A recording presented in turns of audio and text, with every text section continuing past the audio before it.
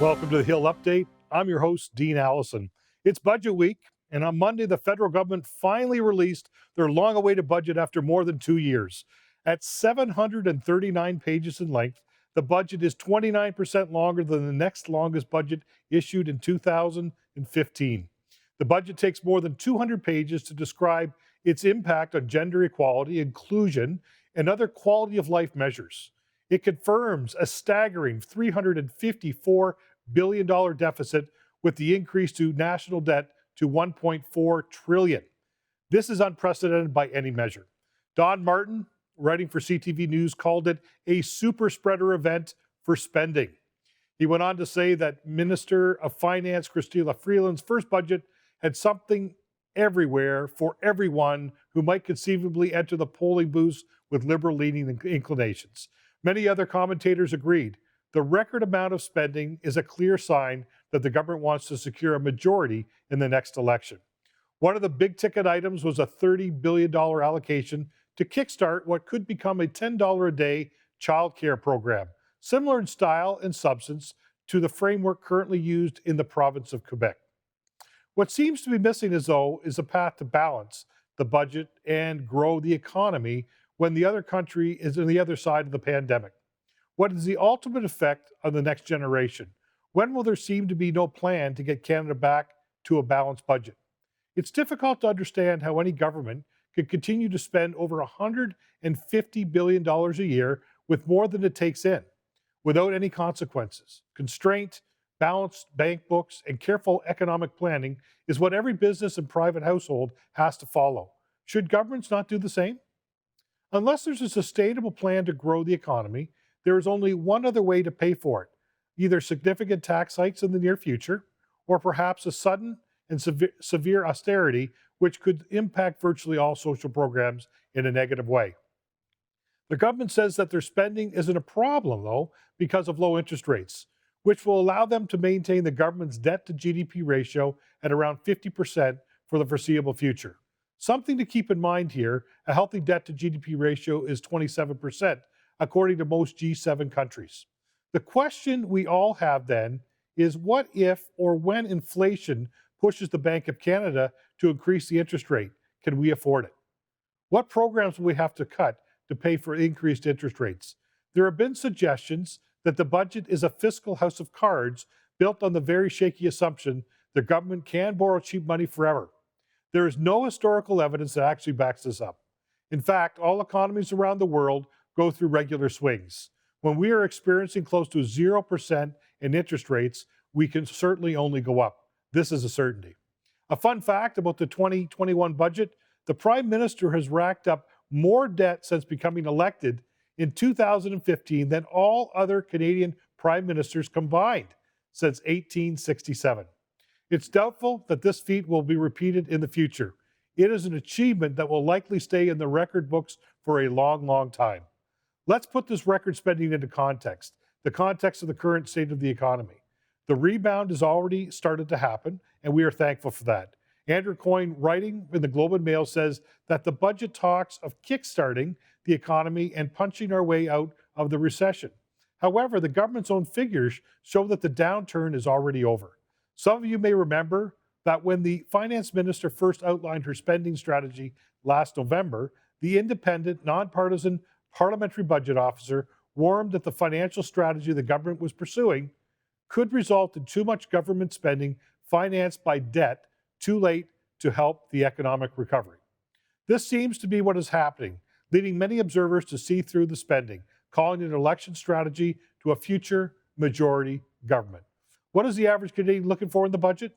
Unemployed Canadians hoping to seek a plan to create new jobs and economic opportunities, workers who have had their wages cut and hours slashed hoping to see a plan to reopen the economy and get to the other side of COVID, young families would like to save more money for their children's education and buy a home. And that is the Hill Update for this week. Joining me on the show this week is Michael Chong. Michael is the Member of Parliament for the riding of Wellington-Halton Hills, where he has been serving his constituents since 2004. He is currently the Shadow Minister for Foreign Affairs. He has held many roles over the years, including Minister for Intergovernmental Affairs and Minister of State for Sports. He ran for the party leadership in 2017. And most recently, he's been banned from China because of his outspokenness on China. When we come back from the break, we'll talk to Michael.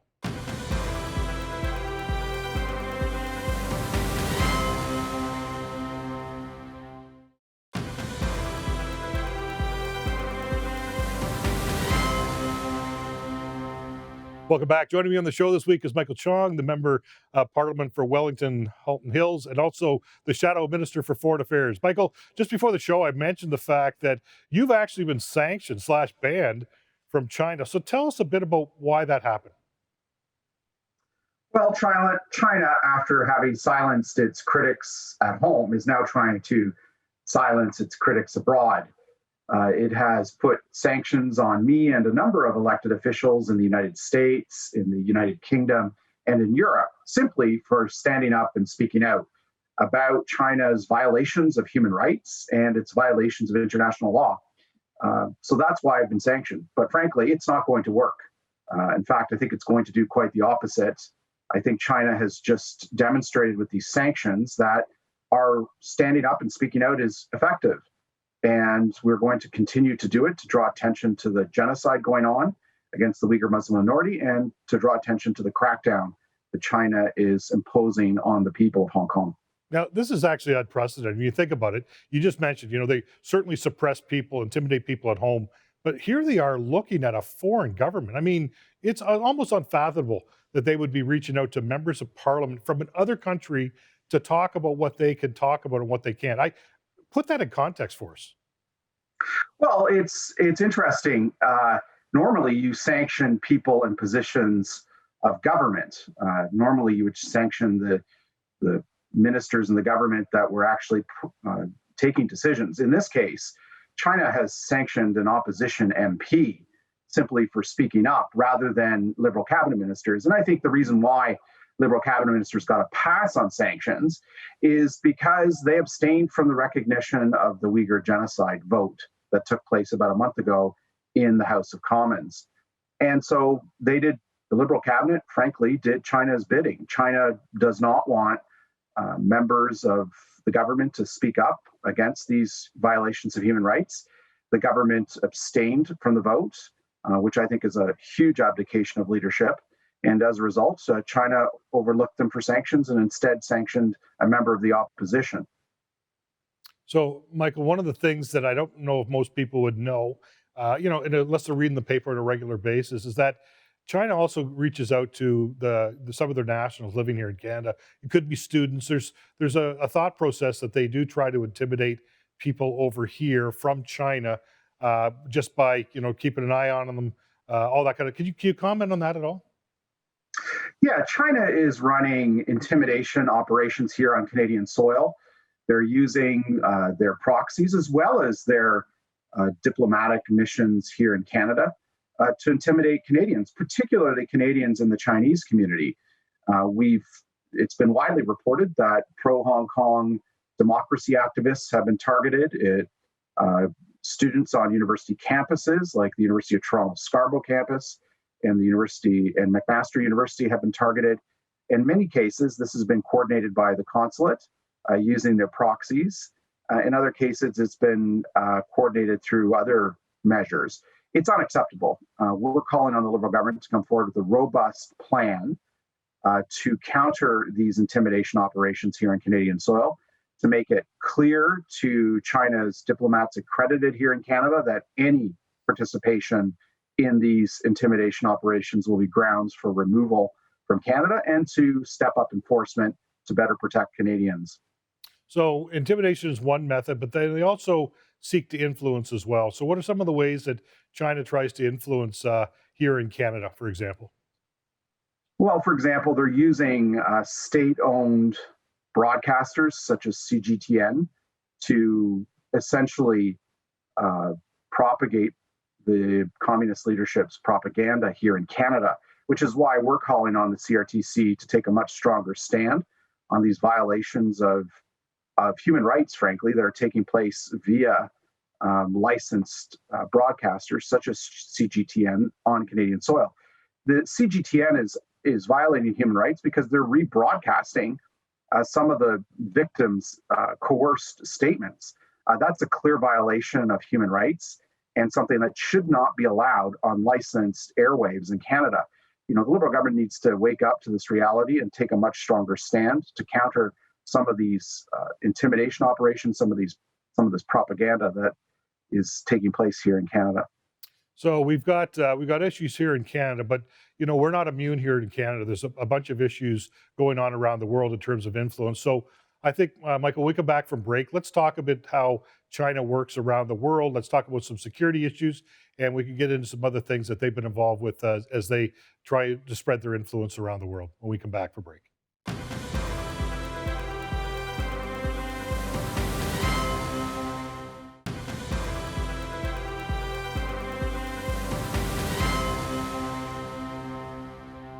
Joining me on the show today is Michael Chong, the Shadow Minister for Foreign Affairs. Michael, before the break, we were talking about China's influence here in Canada, but let's talk about their influence around the world. I mean, we've got a bunch of topics we could address here. We look at the Five Eyes and Huawei, what's going on there. We could talk about Belt and Road, but why don't we just start right with the first decision that, for some reason, our government has not made when it comes to Huawei and the concerns of our Five Eyes. Would you just explain that to the folks at home? Yeah, before I answer the question, I think it's important to say that our quarrel is not with the Chinese people. The Chinese Absolutely. people are part of an ancient civilization that goes back millennia that has contributed a lot to humanity. And many of the things that we enjoy today in modern life are results of that contribution to the world. Our quarrel, rather, is with the communist leadership in Beijing, who have brutally suppressed the people of particularly the minorities of China who are cracking down in Hong Kong, and who are using companies like Huawei to project their power throughout the world. So Huawei is a major Chinese telecommunications company, and it presents a threat to our national security and a threat to the theft of Canada's intellectual property.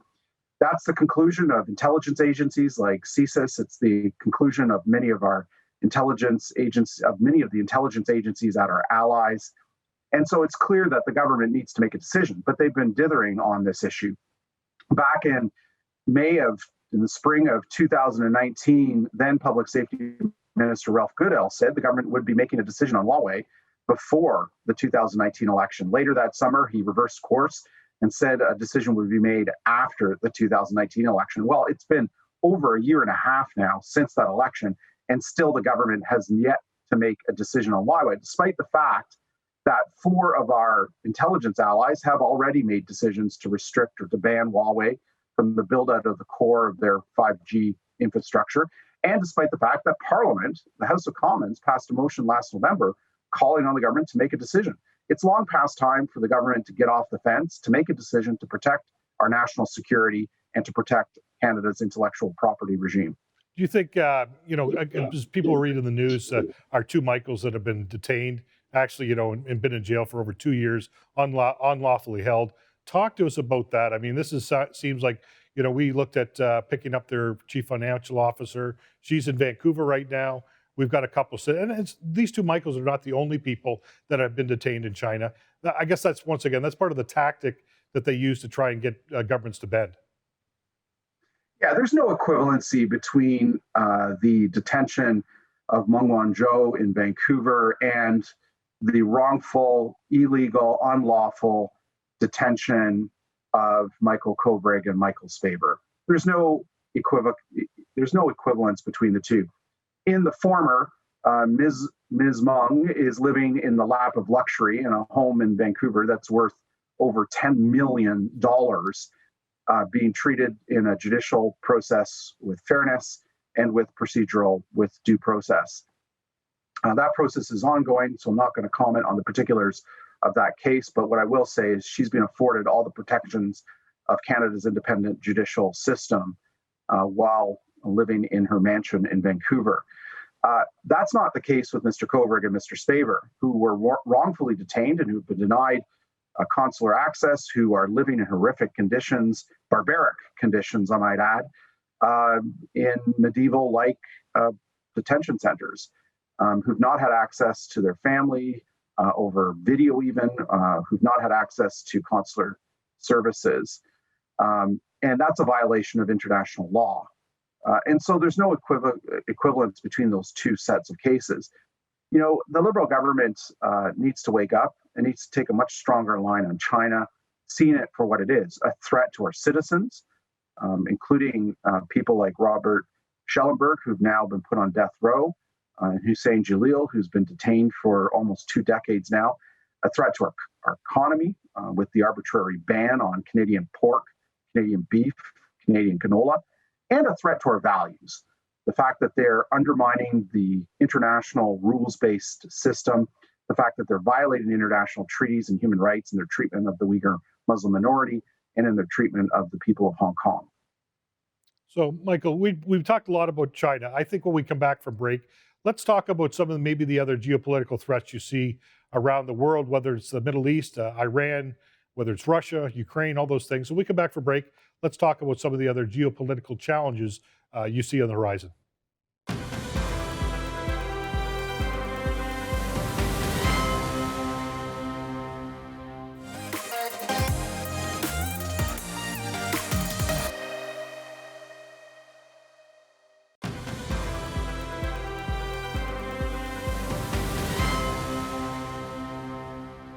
Joining me on the show today is Michael Chong, the Member of Parliament for Wellington, Halton Hills. Michael, listen, I'm going to throw this open to you. Lots of challenges geopolitically on the world stage right now. In your opinion, what are some of the things that we need to be keeping an eye on? I mentioned before, we've got issues in the Middle East. We've got Israel, Iran tensions. We've got the new U.S. administration that sort of changed their thoughts on the deal with Iran. And then we've got issues with Russia and Ukraine. How would you prioritize some of these issues on the geopolitical front? Well, I think we need to focus on defending Canadian interests and values. I think a lot of these issues are related. Many of them actually relate to cybersecurity. We've seen south of the border and in our own country, as well as in Europe and other democracies, what happens when disinformation is spread by both foreign and domestic actors. It creates instability in our democracies and is something that we're going to have to counter by providing accurate information and clear guidance to our citizens so that they can make informed decisions. I think broadly speaking, what we are seeing is a rivalry between two very different systems of governance. I think on the one hand, we have democracies like those in North America and Europe and throughout the Indo-Pacific region, as well as in sub-Saharan Africa, that are based on three foundational principles: a belief in democratic institutions, a belief in human rights and freedoms, and a belief in the rule of law. That system is being challenged by authoritarianism that we're seeing out of countries like China, Iran, Russia. And, I think in the early decades of this 21st century, we are currently losing the battle. If you look at Freedom House's indices of the countries around the world and how they're faring on human rights, democracy, and the rule of law, we've fallen backward over the last 10 years as democracies. The number of full democracies is shrinking. The number of near democracies is shrinking, and the number of authoritarian states is increasing. And so I think we need to wake up to this reality. It was some 30 years ago that the Berlin Wall fell. And in the triumph of these values of democracy, human rights, and the rule of law, we made two assumptions. I think one was correct and one, frankly, was wrong. The correct assumption was that by liberalizing trade with authoritarian regimes like China and Russia, that we would bring them into the rules-based international order. But the second assumption, I think, has proven to be false, which was that in increasing trade investment, we would, through this newfound prosperity that mutually benefited both sides of the equation, that these authoritarian regimes would gradually, through osmosis, improve their record on human rights, on the rule of law, and to a lesser extent, move toward being more democratic. Well, that's clearly been proven wrong. All these authoritarian states have done, like China and Russia, is used their newfound prosperity, largely gained because of trade and investment with Western democracies, to reinforce their authoritarianism and to crack down in violation of human rights and the rule of law. And so we have to wake up to this reality and understand that, we have to work more closely with like-minded democratic allies to counter these threats and to be true to the values on which our countries are based. And I think that's the way forward in these early decades of the 21st century. 30 seconds left, Michael. What should we keep an eye on in terms of geopolitics right now? Any hotspots that we should be keeping an eye on over the coming weeks and months? Yeah, I think we should be keeping an eye on whether or not Iran will rejoin the agreement with the United States to limit its nuclear ambitions. I think that's the current big issue in the Middle East. We need to keep an eye on Russian actions in Eastern Europe, particularly as they relate to Ukraine and Belarus. We need to keep an eye on China's continuing belligerence in the Indo-Pacific region, its continuing threats to Taiwan and to other countries in the region, such as Japan and Vietnam and other countries like that. So those are some of the hot spots that we need to keep an eye on. And most importantly, we need to keep an eye on things here at home. We need to take much stronger measures to counter some of the intimidation campaigns that both China and Russia, but that China is undertaking here in Canada, and some of the disinformation campaigns that both China and Russia are perpetrating here on Canadian soil through their proxies. Thank you, Michael. Listen, thank you very much for joining us today. We'll be keeping an eye on all those things as we move forward. Thank you. Thank you for joining me on the Hill Update this week.